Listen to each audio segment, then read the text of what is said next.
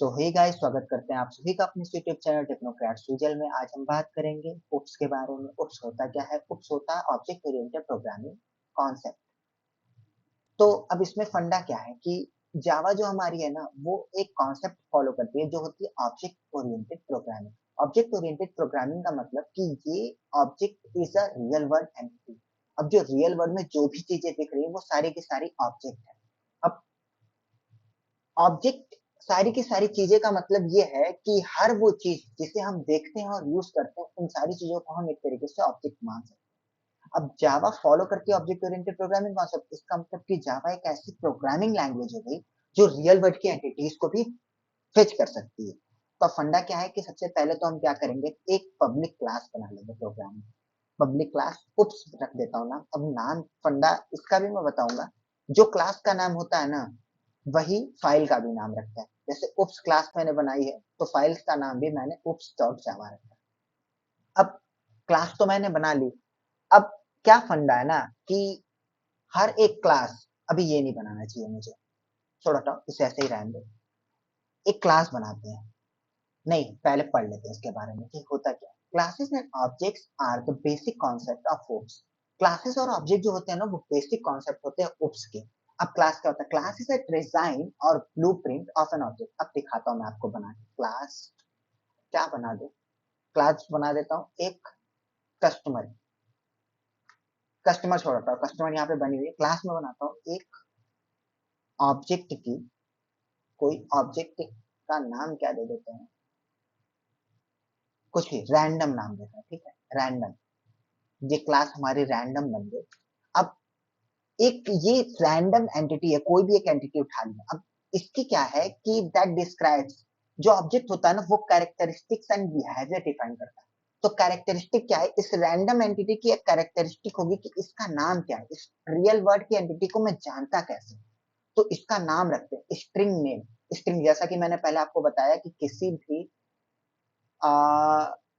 Group of letters को या एक वर्ड को स्टोर करने के लिए एक डेटा टाइप होता है जो जावा प्रोवाइड करता है, स्ट्रिंग। तो उसमें हम स्टोर करेंगे।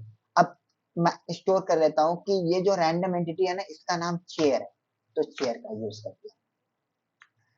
अब एक रैंडम एंटिटी बिहेवियर। बिहेवियर क्या है?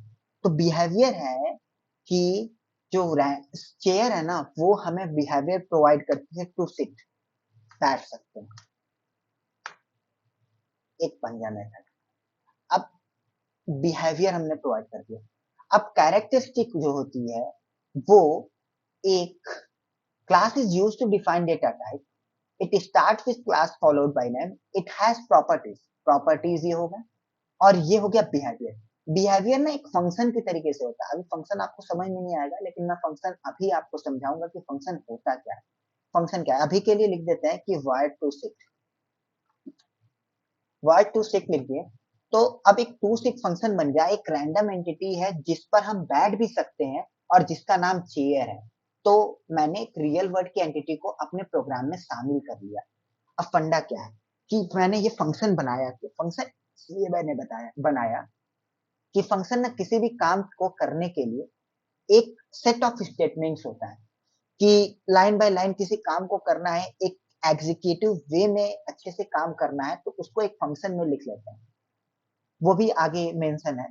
लेकिन अब पहले बात करते हैं कि हाँ, इसकी तो बात ही कर लिया हम कि रैंडम शेयर बना लिया और इसका हो गया, ये एक ऑब्जेक्ट हो गया, एक रियल वर्ड एंटिटी हो गई। इस रियल वर्ड की एंटिटी को इंप्लीमेंट करने के लिए हमने सबसे पहले क्लास की वर्ड का यूज किया। उसके बाद एक उसकी एंटिटी कोई भी एक नाम ले लिया, और उसके बाद उसकी प्रॉपर्टीज लिख दी। जैसे इस एंटिटी का नाम हो गया चेयर, और इस पे बैठने के लिए ये यूज की जाती है कि साउथ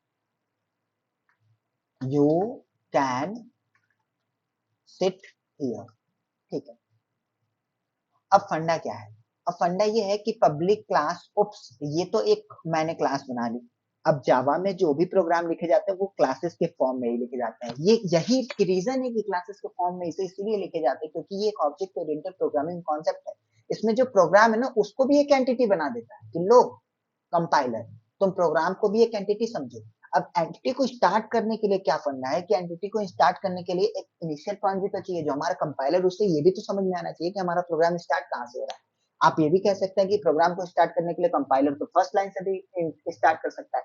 तो प्रोग्राम जब फर्स्ट लाइन से स्टार्ट होता था ना, तो उसे बहुत टाइम लेता था। जैसे मुझे कुछ एक स्पेसिफिक पार्ट उस प्रोग्राम का चलाना है, तो वो पहले पूरे के पूरे प्रोग्राम को कंपाइल करता था, फिर उसके बाद उस पार्ट को चलाता था। लेकिन अब फंडा क्या है कि जावा ने एक ऐसा एंट्री लेवल डिफाइन कर दिया, जिससे आप जावा के उसी स्पेसिफिक पार्ट को, प्रोग्राम के उसी स्पेसिफिक पार्ट को चला सकते हैं जिसकी आपको जरूरत हो। तो अब इस क्लास में हम एक मेथड इंप्लीमेंट करेंगे मेन। तो इसको लिखेंगे पब्लिक। अब पब्लिक इसे किसी क्यों लिखें, क्योंकि जो जावा का कंपाइलर है ना, वो किसी दूसरे फाइल में रखा हुआ है। जैसे देखिए, जैसे मैं दिखाता हूँ कि हम जावा का प्रोग्राम कहाँ बना रहे हैं। हम जावा का प्रोग्राम बना रहे हैं पाथ, ओपन पाथ। पाथ कहाँ से दिखेगा, रिवील इन फाइल एक्सप्लोरर। जो हमारा पाथ है वो है कि ई में हम बना रहे हैं यहाँ पर प्रोग्राम, और ये तो क्लास हो गई हमारी। और जो हमारा जावा का वो है ना, जावा का एप्लीकेशन, जावा का कंपाइलर, वो यहाँ है।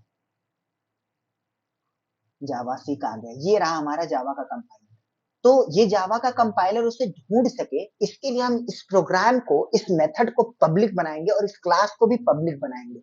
ये क्लास पब्लिक बनी तो इसका मतलब ये है कि कंपाइलर कहीं दूर से इस क्लास को पहचान सकेगा। और मेथड को पब्लिक इसलिए बनाएंगे कि ये मेथड कहीं दूर से एक्सेस किया जा सके। पब्लिक बना दिया। अब बनाएंगे इस मेथड को स्टैटिक। स्टैटिक क्यों बना रहे हैं, स्टैटिक इसलिए मेथड को बना रहे हैं कि स्टैटिक मेथड अब बिना इंस्टेंस, किसी इंस्टेंस को बिना क्रिएट किए यूज किया जा सकता है।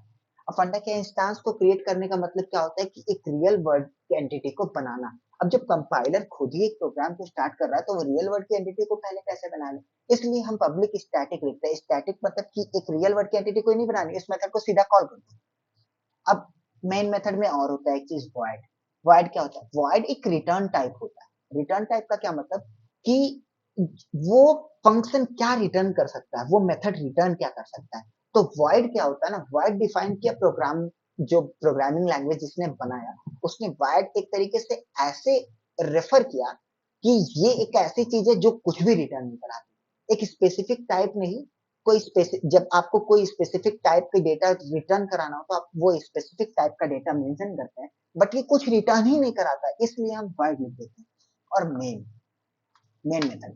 मेथड बनाने के लिए क्या करते हैं, मेन नाम, मेथड का नाम लिख दिए, और उसके बाद दो पैरेंथेसिस लिख दिए, और ये जो भी है ब्रेसेस लगा दिए, और फिर उसके बाद ये ब्रैकेट हो गया। अब फंडा क्या है कि मेन तो हो गया। अब क्या है कि जो कंपाइलर है वो एक और चीज मानता है कि जो जेवीएम है ना, जेवीएम जावा वर्चुअल मशीन, हम आर्किटेक्चर में बात करते हैं कि जेवीएम क्या कहता है कि अगर मान लो कि मुझे प्रोग्राम चलाना है, और मैं भी चाहूँ कि मैं कुछ इनपुट भेजना चाहूँ, या तुम कंपाइल कर रहे हो तो तुम चाहते हो कि मैं कंपाइल कमांड लाइन से ही, जहां से कंपाइल करते हो तुम चाहते हो कि वहीं से एक इनपुट भेज दूं, तो तुम क्या करो ना कि मेन मेथड में उस इनपुट को स्टोर करने के लिए भी जगह बनाओ। तो उस इनपुट को स्टोर करने के लिए ना स्ट्रिंग ARGS टाइप का एक एरे बना देते हैं। ARGS टाइप का एरे इसलिए बना देते हैं कि ये कई तरीके की वैल्यूज को और बहुत सारी वैल्यूज एक्सेप्ट कर सके। अब इतना तो बना दिया मेन मेथड। अब ये मेन मेथड आइडेंटिफाई कराएगा कि इस क्लास का ये एंट्री पॉइंट है। एंट्री पॉइंट का मतलब ये है कि जब भी इस क्लास को कंपाइल करना हो, तो सबसे पहले प्रोग्राम, जो हमारा कंपाइलर हो, सारी लाइन बाय लाइन ढूंढेगा, और जहां मेन मेथड होगा वहां से एग्जीक्यूट करना सबसे पहले चालू करेगा। तो एग्जीक्यूशन चालू हो गया। देखिए, जैसा कि मैंने मेंशन भी किया कि मेन आइडेंटिफाई, मेन क्यों किस लिए यूज होता है, मेन आइडेंटिफाई द इनिशियल और एंट्री पॉइंट, जो प्रोग्राम की इनिशियल और एंट्री पॉइंट को डिफाइन करता है या आइडेंटिफाई कराता है। तो अब मेन मेथड तो बना लिया। अब फंडा क्या कि रैंडम तो हमने बना दिया था। अब रैंडम इस फंक्शन, इस एंटिटी को ऐड कर, इस एंटिटी को फेच करने के लिए क्या करेंगे, हम इसका एक इंस्टांस क्रिएट करेंगे। इंस्टांस क्रिएट करने के लिए रैंडम, उस क्लास का नाम, वो उस क्लास का नाम। अब इसका ये भी एक डेफिनेशन है, class is used to define a data type. Data type का क्या मतलब हुआ कि मैंने डेटा टाइप की जगह रैंडम लिख दिया। Class is used to define a data type, मैं यहाँ पे एक इंस्टांस बना रहा हूँ रैंडम, और उसका एक डेटा टाइप, मुझे डेटा टाइप मेरे पास है नहीं कि रियल वर्ड की एंटिटी को मैं किसमें स्टोर करूँ। तो मैंने जो क्लास रैंडम बनाई थी ना, उसको ही डेटा टाइप बना के उसमें स्टोर करा दो, स्टोर करा दिया। अब क्या है कि न्यू रैंडम। अब ये भी बहुत बड़ी बात हो गई कि न्यू रैंडम मैंने लिखा। न्यू रैंडम क्या है, एक फंक्शन ऐसा कॉल कर दिया गया जो रैंडम नाम का और कहीं बनाया भी नहीं गया। तो जावा एक ऑटोमेटिक डिफॉल्ट कंस्ट्रक्टर प्रोवाइड करता है, एक ऐसा फंक्शन जो क्लास के नेम का ही होता है। जब आप उस क्लास के नेम के फंक्शन को डिफाइन नहीं करते तो जावा ऑटोमेटिकली उस क्लास के फंक्शन को डिफाइन कर लेता है। तो वो क्या होता है, यहाँ से आप देख सकते हैं सोर्स एक्शन करेंगे और जनरेट कंस्ट्रक्टर करेंगे तो क्लिक करेंगे और ओके करेंगे तो एक कंस्ट्रक्टर जनरेट हो गया पब्लिक रैंडम। इसी कंस्ट्रक्टर को हमने कॉल किया है। तो अब ये फंडा क्या है कि ये कंस्ट्रक्टर जब कॉल होगा ना तो क्या होगा कि ये कॉल करते ही जितनी भी वैल्यूज है उन सारे को इनिशियलाइज करा देगा। अब मान लीजिए साउट करते हैं हम, साउट भी नहीं करते हैं, रैंडम, हाँ साउट करते हैं, साउट करते हैं और लिखते हैं रैंडम डॉट। डॉट क्या होता है, डॉट एक ऑपरेटर होता है जिससे आप किसी ऑब्जेक्ट या किसी इंस्टांस के अंदर की चीजों को कॉल कर सकते हैं। इंस्टांस, इंस्टांस मैंने बना दिया कि एक इंस्टांस रैंडम बन गया। अब उसके पास प्रॉपर्टीज है कि नेम है और टोसिट है। ओके, इसको नोटपैड पर आपको बताता हूँ कि मान लीजिए कि इंस्टांस बना दिया हमने रैंडम, रैंडम बना दिया। अब इसकी एक प्रॉपर्टी हो गई कि इसका नेम है और इसकी एक बिहेवियर भी है कि टू सिट भी कर सकते हैं, बैठ भी सकते हैं।